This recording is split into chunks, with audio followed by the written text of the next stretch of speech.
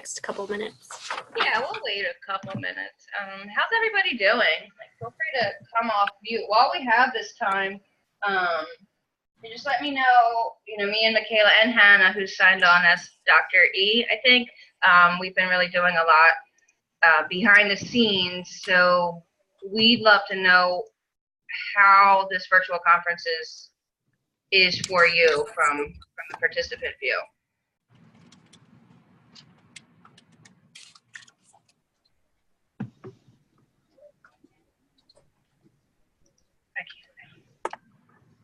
So far, I've enjoyed it. It's been very informational. So far, so good.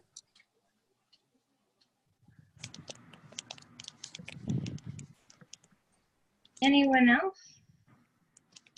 I'm enjoying the time space between them because today I'll be in my third one right now, and having a time space to just refresh a little because I just came from anxiety yoga, so I'm all relaxed and like, okay, I have a few minutes to just get back into it. And then prior to that, I was in the leadership one with Dr. Butler and was so emotional. So it's just like, okay, I like the time space between it. So I'm grateful for that. It gives you time to just reset. Well, I haven't noticed much time between presentations other than between the keynote. But that's certainly something to think about in future virtual conferences. Yeah, I agree. I think we need to build it because we can do 50 minutes and still award 1 hour. So I'm thinking we should plan them to be 50-minute sessions versus an hour session. That's smart. Yeah, because yesterday everything was within an hour, but for me today, I'm finding that the ones that I would like to participate in, I have a time frame window where I can grab water, I can grab tissue if it was too stressful. If it was too relaxing, like the anxiety yoga, I could kind of turn on the AC to wake up a little. So yeah. Yeah, get your coffee or your whatever. I have my avocados already, so I'm like, okay, I got enough energy for the next 3, so I'm really grateful. And it feels like I've been following you, Jennifer. It's like everywhere you go, I'm like, I don't even know where I'm going. I'm like popping into different ones, and then some of the ones I really want to see, I can't. But I'm glad to hear anxiety yoga was really good. It was really good. I'm hoping she can post it into the announcement forum, and also Dr. Butler, if he can post his. Yeah, we're going to put them all in the CMHC online. Yes, ma'am. Okay, thank you so much, because I was wondering about that. Some of them I got the email yesterday, for instance, the nutrition aspect with Dr. Nugent, I got her email address, but today for the last one I had, unfortunately, I got out of there to be here, so I didn't get an email address. Okay, well, if you need any email address, reach out to myself, Dr. Stretch, or Jennifer, or Dr. Hudson, and we can usually connect you with people too. Thank you so much. I've been networking, so this is a good network. Yay, awesome. That's why I created this conference. I wanted this conference to be an opportunity for network, because I know we don't all have time to travel. It is a great networking, because I had 3 presenters that actually I emailed them and they were able to get back to me with the resources I needed, and I'm just like, wow, this is amazing. I can do all of this in one day. Cool. And I didn't realize that was you, Dr. LA, because people, including myself, have been signed in and on your account throughout the conference. So it's like, who's going to be signed up as you today? It is the real Dr. LA. Hi. Hi, Dr. LA. Yeah, I'm very grateful for this. Thank you. This is very amazing. And the fact that the presenter are approachable and authentic, it means a lot. We're glad to have you all here. Yeah, I don't, in the interest of full disclosure, I worked on this presentation with Dr. Devlin, who is a faculty member here. The other, Linda West is a student here. The other 2 students, we didn't even really have time to connect too much. So I I have been out of the loop as far as knowing who's going to help me out here. But let's just wing it and see what happens. And yeah, that's kind of a theme for this whole virtual conference.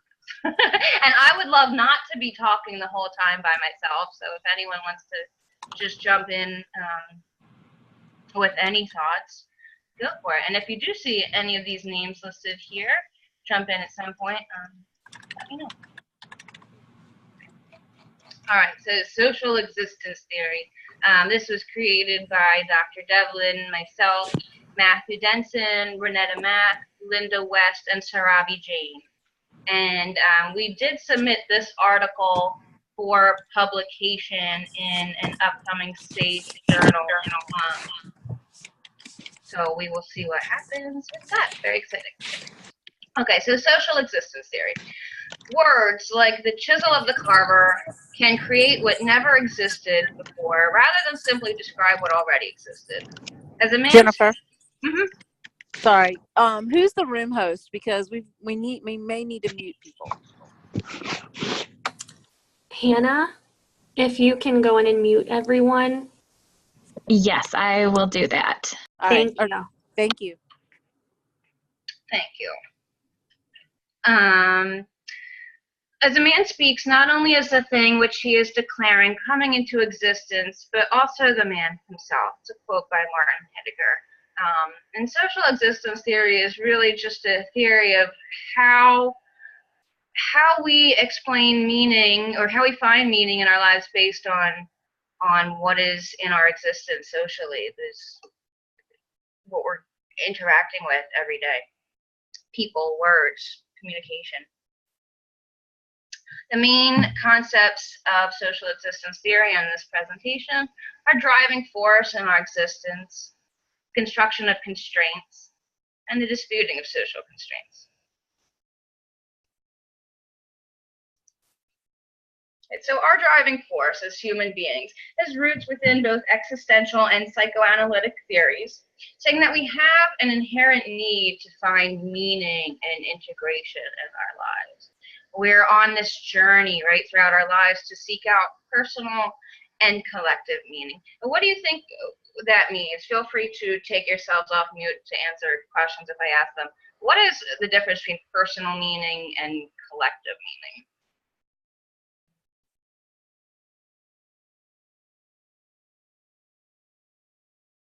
My name is Tanisha.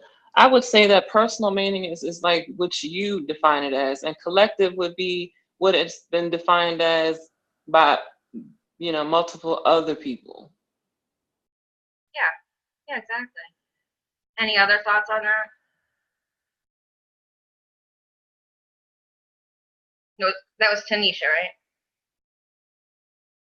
Yes. Thank you. And then through meaning, whether it is personal or collective, we can reflect upon our lives as leaving a legacy. And we recognize from our teachings that leaving a legacy is important developmentally. Okay, existentialism. Individuals are driven by self-preservation instincts and awareness existence. The recognition of our own existence can lead to the recognition of non-existence.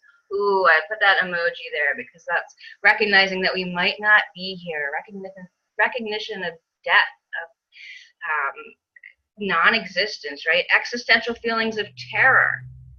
And that leads to a drive to create a self through society and through culture.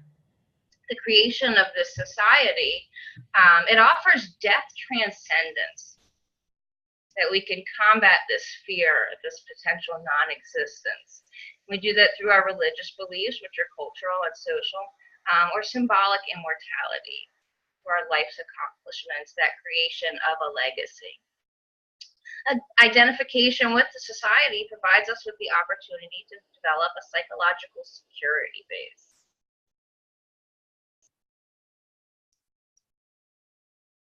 Identification with society tells us what's good and what's not good based upon level of acceptance. And we form a concept of ourself and our self-esteem through identifying with society. It's what tells us whether we are doing things that are seen as acceptable or good, or not acceptable or bad. And that tells us maybe we are good or maybe we are bad. Terror management and relationships. So relationships, they offer us a source of continuity, and again, that symbolic immortality that we might leave a legacy through our relationships. They offer the opportunity to create offspring, connectedness, and the experience of being alive in love. Any thoughts on that? I know there's a lot of mothers in the room. Do you see being a parent as a way to create a legacy? And have you thought about that before, that that's kind of like a symbolic immortality because it's being passed on to another generation? Well, I call my daughter my contribution to the world, so I guess so. Aww. I think that way in a sense, but at the same time, it's kind of scary because you don't know exactly what they're going to decide to do with their lives and what they, will do. I mean, it's a little scary, but at the same time, it does feel good that, like, a piece of you is always, is going to continue to be here as long as your bloodline reproduces. Yeah.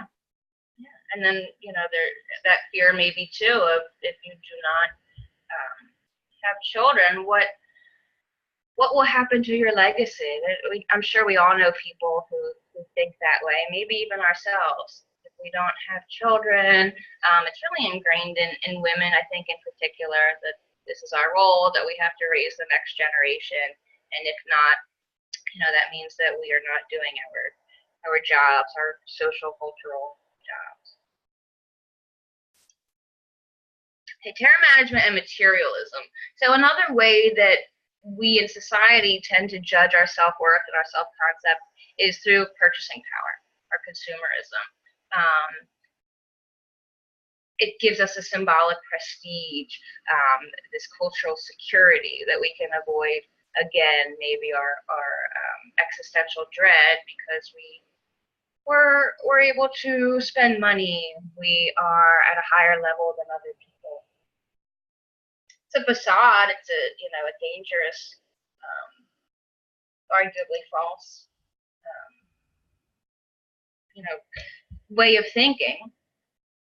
Okay, and then analytic roots. So the collective unconscious is the story of mankind, which acts as an unending myth of death and dying and discloses its living presence through creative fantasy.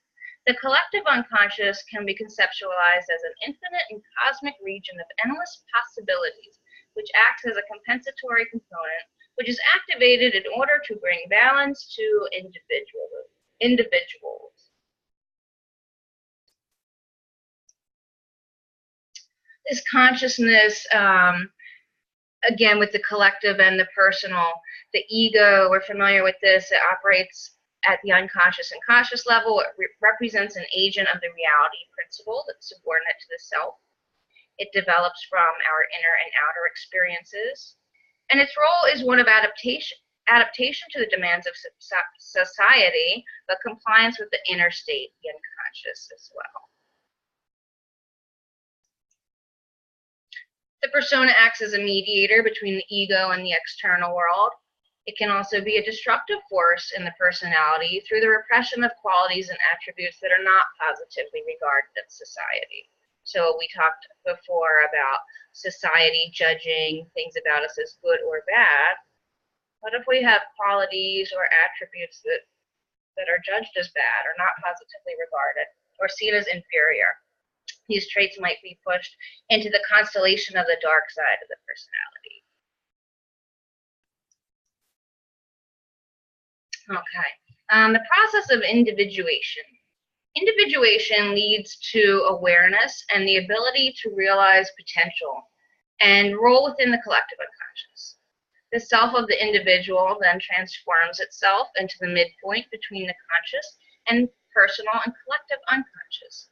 This midpoint allows for energy to be created between these two structures, leading to psychic totality.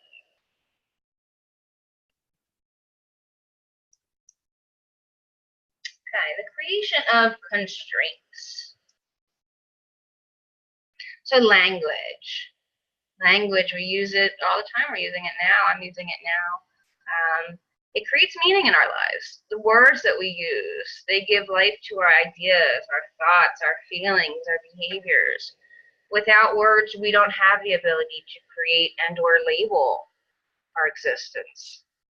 But we do need to question our use of words and how they are communicated, because words can have a life of their own. Our experience is subject to words and their creation of meaning. So let's get some thoughts from you guys. How do you think language can create meaning in your lives? I guess for me, it provides a sense of identity. Tell me more Can you about hear that. me? How do you use language? Oh boy. Put you on the spot, Giovanni. I mean, I think for me, it just kind of allows me to identify how I identify with the world around me, or just even how the language that people use to describe the individual also just kind of reiterates certain identity that the person might have about themselves, whether this is a positive or a negative thing. And also just, and then just kind of, as far as, how we relate just at with our sexual orientation, our gender identity, and so on and so on a lot of times. I mean, it can be positive and negative in many ways. And I think a lot of times yeah, that's it. No, I love I love that. Yeah, identity. I love that you talked about identity and maybe how we self-label versus how other people might label us, and how that could contribute to, again, our sense of self, how we define our existence, how we see our existence. Any other thoughts there?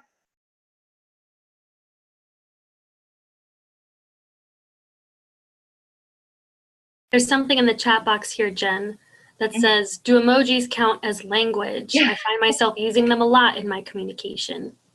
That's from Holly. Holly, what do you think?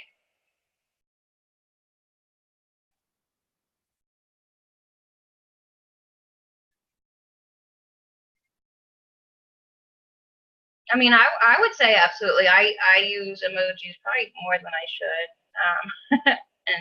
and GIFs and all that. Sometimes in place of language, I mean, in place of words or text. But yeah, it does create meaning, and it can create context. I wanted to say that the emoji use is like similar to when you think about the archaeologists that have found pictures and pictographs on the walls of different caves and stuff, like across the world. I mean, that's how our ancestors expressed themselves, was through pictures. So it's not that different from, what they used to do. Absolutely, and language can be, pictures, be photos. It's communication. Is there another thing in the chat box?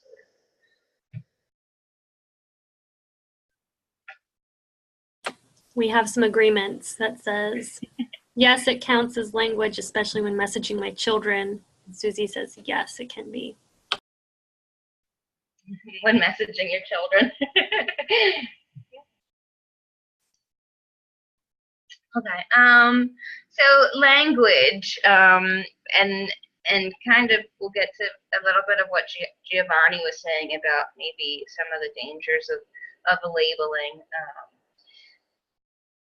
The creation of mental illness was viewed or conceptualized by society as a function to remove liberty from individuals. Mentally ill individuals were viewed as lesser beings in society, and in a lot of ways today they're still viewed as lesser beings in society. becoming the dependence of society. Mental health institutions are constructs of social morals and values which view or have viewed or still view mental illness as a deviation.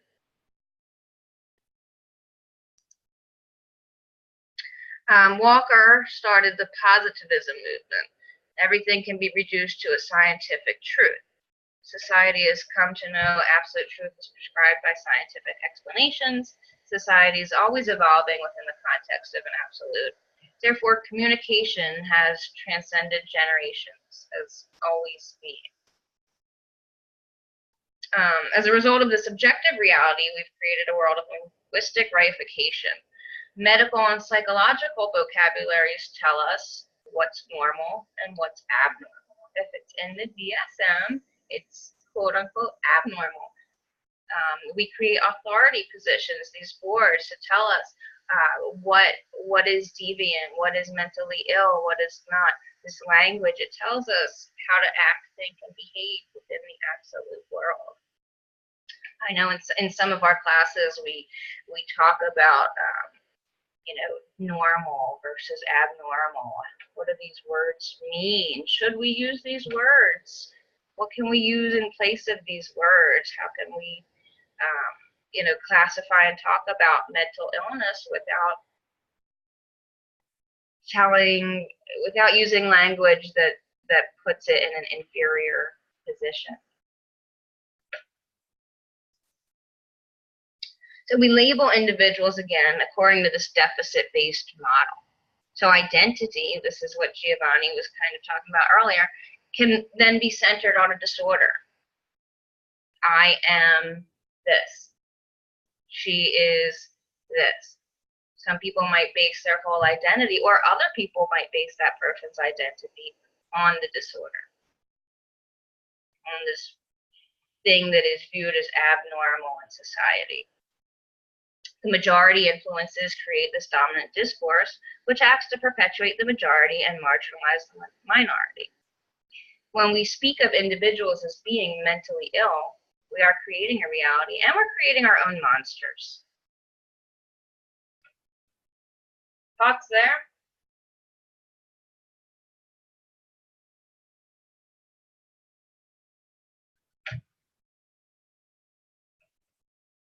In your own experiences, maybe, have you labeled yourself or others or based your identity or their identity on a disorder, a mental illness?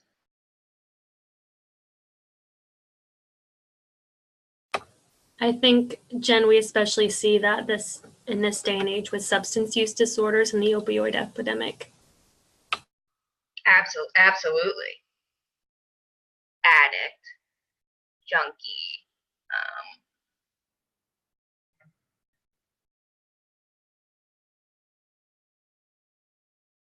See something maybe in the chat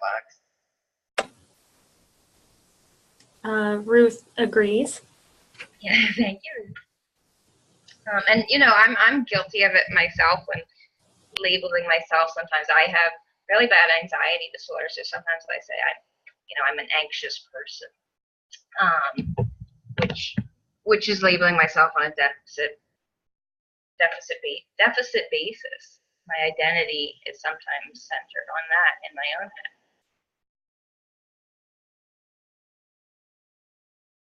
head.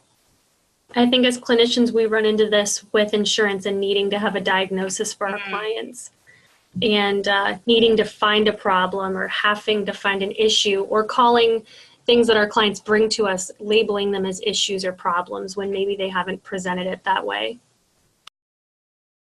Absolutely. I mean, we have to, right? To bill, we have to have a label. Is that the way it should be? I mean, can we go around that? Is there something inherently wrong with needing labels for insurance and diagnosis? It's just something to think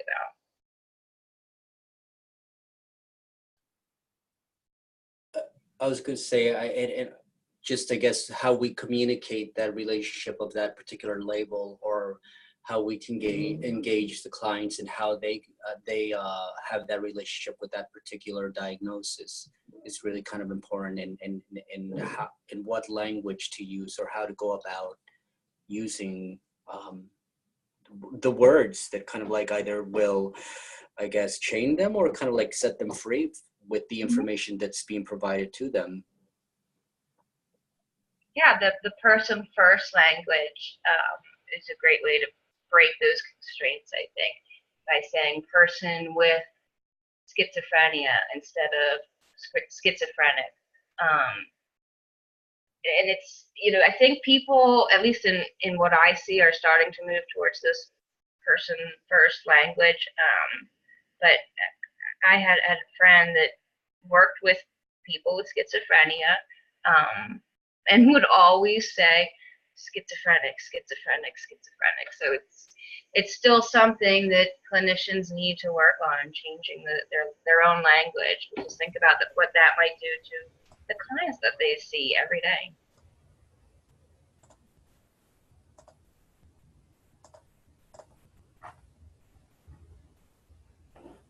Anything else in the chat box? I see a little orange thing pop up. Yeah, so Holly says, yes, even at my internship site, the providers often refer to their clients by their diagnosis. It's hard to be assertive, but I do my best to make them aware when it's appropriate, and often they are thankful and don't realize that they're doing it. Holly, and feel free, guys, to come off mute if you want to talk. You don't have to, but are you an intern? So you have to talk to like your supervisors and correct them? Holly says yes. I'm assuming she can't come on. Yeah, okay. Yeah, that's fine. Yeah, I mean, and that's a great point. Imagine if your supervisors or the people that are supposed to teach you are using, derogatory language.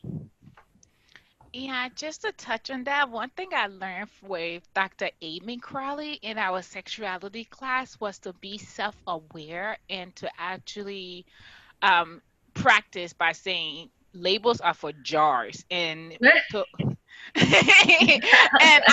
I really appreciate that because we actually tend to just utilize the label of pathologizing or being symptomatic when in fact it is actually a little bit better and treating people as humans versus just using the labels, because we tend to label things, not people. So jars, things that are not actually human. So once she said labels are for jars, I try to implement that aspect. I love that. Way to go, Dr. Crowley. Yeah. I think it can be a little, I think it's just the way that we educate them on how to own it, because I mean, it doesn't have to be a negative thing. It's how you see yourself, and you have to learn to see yourself as a person with this, and that's just a part of what you have to deal with in being you, because we call people by labels all the time. Dr. So-and-so. Oh, that's an athlete. Oh, that's a football player. Oh, she's a dentist. So I mean, it's just, I mean, it doesn't have to be a negative thing. It's just, I mean, I get it in this context. However, a part of being a counselor, I think, is helping people to be able to define, parts and aspects of the their experiences. And your experiences do help define who you are, but they don't necessarily, like, it's not what you are. It's just a piece of your life that, like, helps you to grow. Because having a disability doesn't mean that you're less than anybody else. It's just something that you have to overcome, like, all the cultural differences and the negative things that are associated with different cultures. Like, for example, if I'm a Black woman, there are some things that come with that I have to overcome, but it doesn't mean that it has to be seen as a negative thing. It's just a part of who I am. You know what I'm saying? Absolutely. Someone else was jumping in on that point too. You're making an interesting point. One of the things that you identify very clearly is that identifying different characteristics of a person, like adjectives around who that person is different than defining that person by their adjectives. For instance, as an African American woman, if somebody said there's a Black woman, Okay, I'm cool with that because that's true. But if somebody said there's a black, I notice that because you've defined my entirety with one adjective. And there's more to me than just how I define myself racially, but how I define myself racially is a really important part of who I am. So I think you make a really good point. We certainly don't want to ignore characteristics or adjectives. And we also want to be careful not to completely define someone by one single characteristic.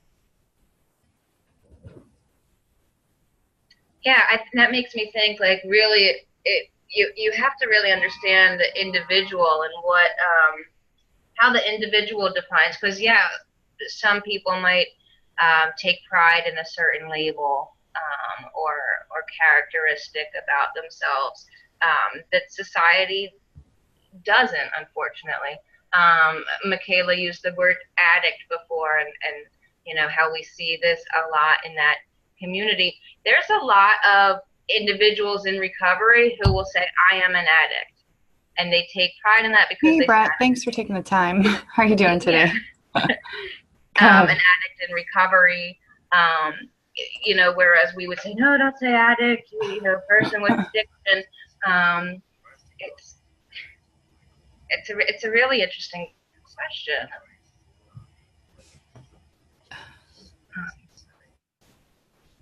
Who was someone saying something there?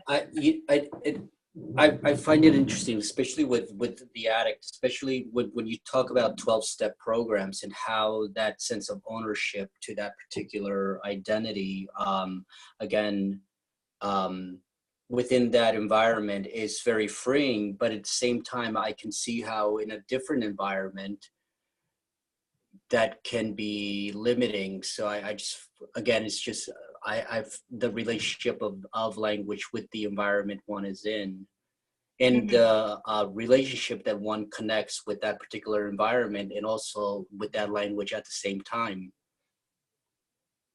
Yeah.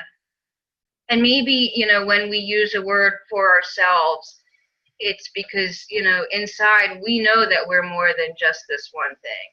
You know, so a person who is proudly in recovery who says, I'm an addict, they might also say or think, you know, but I'm also a father and a worker and a this and a that. But if someone on the street just pointed to them and said, addict, you know, that might be all they see them as. The one thing that I admire about the existential theory is the fact that they tell their narrative, and based on their narration, you can identify them as how they identify. Because, for instance, a sexual trauma person, where someone who was sexually have a sexual trauma experience, they may identify themselves as a survivor, and some may identify themselves as a victim. However, as a clinician, my goal, or a training clinician, my goal will be to actually listen to their narrative, because from a culture perspective, working with those clients who are multicultural, i.e. the Nigerian African-based culture, they actually states that the name tells a story, and they are who they are, and you referring to them by the name is a sense of empowerment versus labels. However, working with other within the sexual trauma population, they may say I'm a survivor, I'm a victim, but identifying and respecting their narrative will be my takeaway from that. Absolutely.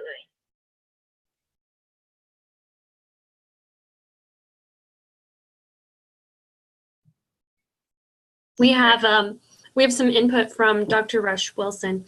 It's very interesting. She works with clients who have eating disorders. One of my colleagues referred to our clients as bulimics. I refer to them as people with bulimia nervosa. We both understand what is meant. She sees it as a semantic detail, and I see it as a potentially political. This difference opens the door for conversation. Self-identification and clinical identification can be different. We have to allow people to self-define and be aware of ethics. That's very well said. Better than anything on this slide, Dr. Rush Wilson. Thank you. We have to allow people to self-define. Was there anything else on that thought or anything related to that? 'Cause this is a really great discussion, I think. And I think we all have personal experiences of labeling and of being labeled in society. It's a good discussion. You're doing a great job.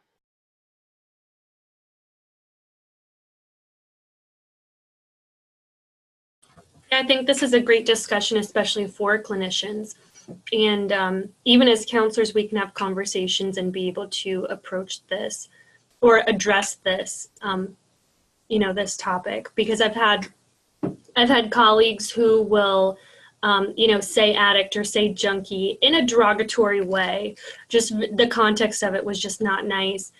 And to address that, it's brushed off, oh, well, my parents were, or I personally am in recovery, so I'm allowed to talk about other people this way. And it's very hurtful for me to hear that because that's my field and that's my passion. But just being able to have those conversations because not everybody's coming from the same place anyways. So I think it's important to have this as like an ongoing, it's not a cut and dry, like, this is what we use, this is what we don't use. But just continuing to have these conversations. Yeah, absolutely. And, it can be hard, especially like Holly was saying with her supervisors using that language that she wasn't comfortable with. It's important conversations to have, but maybe not easy conversations. Especially if the person using the language is, someone in a position of authority over you. Yeah, I was going to say the power dynamics of language. That's what I think about at that time. When you're talking about that, and just how oftentimes when we go through our schooling, and then those individuals who are supervisors, it's hard to take the language that we've learned and apply it to that type of situation, because oftentimes you feel, because of the power dynamics of language and relationship, it's difficult to bring that to the table, and they're not, for the most part, it's people are responsive, but sometimes you really do get that kind of like, oh.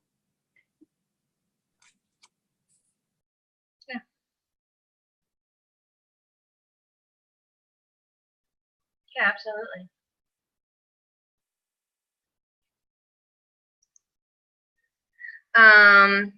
Keep going. So yeah, this is kind of just what we were spitballing about and talking about.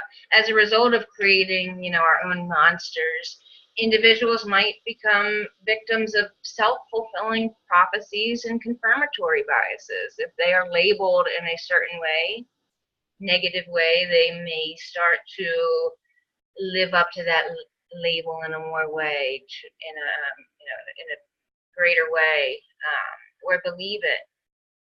When we have a diagnostic label for someone, also we tend to look for behaviors to confirm this diagnosis, whether that's in a client or in ourselves. These labels can lead to thinking, what's wrong with me?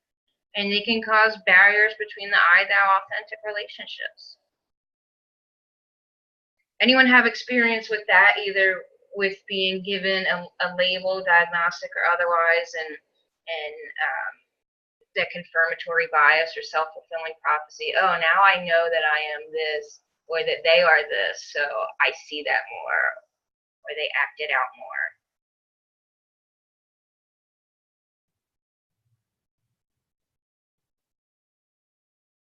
more. Sometimes knowing how others see you kind of does give you an opportunity to reflect and see if you can identify some of those characteristics in yourself. I mean, personally, I've had some situations where some negative things were said, and I had to self-reflect and think, why would they think that? What am I displaying that makes them think that?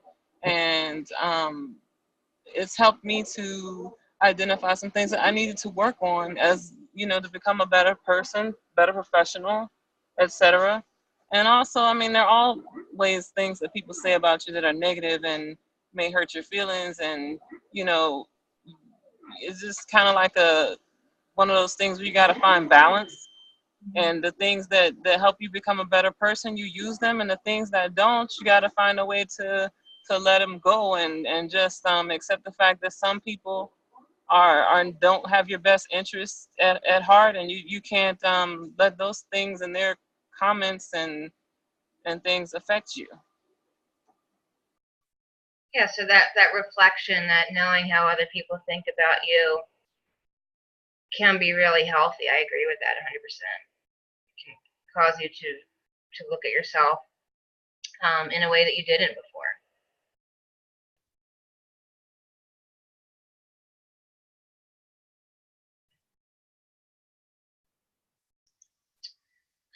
Social influences. So Bandura suggested that individuals and society share a reciprocal relationship, reciprocal determinism. The relationship between two entities operates with an interplay of factors, creating a social reality. And that social reality involves symbols and models which convey meaning through vicarious learning. We learn through the world. The transmission of meaning through vicarious learning and modeling creates the opportunity for individuals to experience a vast amount of experience without a trial by error encounter. We have this inherent ability to learn from others, to be more efficient with our experiences, and the ability to utilize self-regulatory and reflective strategies. This is all social cognitive theory.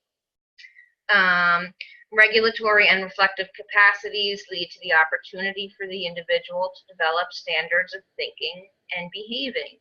Individuals utilize these societal markers to reference their behaviors and thoughts, kind of like what Tanisha was just saying, how society it teaches us, or what we can reflect from society telling us about ourselves. We can use this to check ourselves and to maybe make changes. These societal markers lead to, or can become beacons of idealism. So disputing these social constraints. Social movement has been happening towards the emancipation from medical and psychological models, fostering critical and effortful thinking skills to question these objective methods. Like we were talking about before, we're moving towards this linguistic shift, which focuses on an individual, not a classification, not just a diagnosis. They might have a diagnosis, but they're a person with a diagnosis. We support the subjective truth, subjective interpretations rather than objective information. We can emphasize this individualistic plasticity as opposed to the abnormal rigidity. And then, so finally, social existence theory, it's really just a framework to understand how we as individuals create a world. Within this pursuit of existence, we have created our own monster in society. We live by these standards, meanings, language. It binds us, and it consequently can lead us to socially compare and judge ourselves to unrealistic ideals. That may, cause us to reflect and change for the better, but in a lot of cases it doesn't, and has the opposite effect when we're comparing ourselves to unrealistic ideals. But to break that, we can use critical thinking, hope, skepticism when interacting with our created world. So we can references. So if you guys want to come on camera, if you want, we can chat for a little bit. We can answer questions. I'll give you time before the next one. We can we can have that break. But what are your thoughts?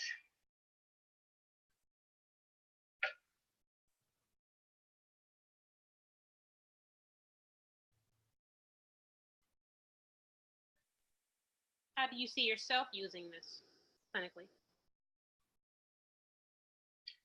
How do I see myself using, I couldn't hear the last part. The theories. How do you see yourself using this theoretical model clinically? By realizing that again, people are more than a label, that we have to be more subjective in our understandings and understand, it's not just one objective reality. It's created by a lot of a lot of factors, and we can't, you know, as clinicians, we shouldn't at least be beholden to one idea of a person, including ourselves.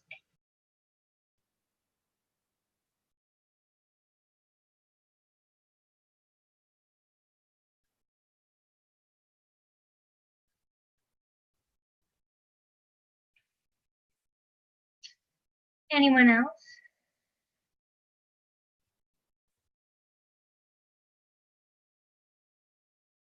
Thanks for the presentation.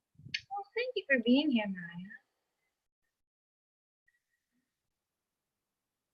Yeah, I really appreciate you guys being here. If there aren't any other questions or thoughts, I think we did have some really good discussion here. Enjoy your 13 minutes before the next one you go to. And again, if you have thoughts just about the conference as a whole and how it's going, let me know. I'd love to hear feedback. You can email it to me, or let me know here, or whatever. I'm really glad you guys are here and presenting and so involved. And I won't be following you. I hope not. How often do you all do conferences like this? This is only our second one. Okay. Ever. So is it like this year or like? Ever. Oh, like okay. Yeah. We just had one in the fall, and that was our first virtual conference. And that was just limited to this our CMHC program. We didn't open it up to other schools like we did this one. I think this is excellent because, like, I think somebody else said that, you know, everybody is not always able to physically be somewhere and you know, have that opportunity, but to be able to just kind of listen in to different professionals present information is very informative, and it makes you kind of reflect on the things that you'd like to do. Because, like, I'm a student. I don't see patients yet, but you know, it's given me a lot of ideas and different just seeing, like, I can tell, like, everybody has kind of different theoretical you know, I can't even think of the word I'm trying to say, but you know what I'm saying. Like And like, yeah, and so it's been great to see that. Like, I think with Dr. Foster, she was talking about existential, you know, therapy, and I'm like, I love that. I had never gotten to see people use it, and so to hear her talking about it, really, like, I got so excited. I just started watching them all. Yeah, it's I like this format, the online format. It has its own, you know, benefits and challenges. When I had a presentation this morning, my computer decided to install updates right when my presentation was set to begin. So that was fun. But but it is great that, you know, we can be in however many different states or parts of the country and all be here right now learning from so many different presenters.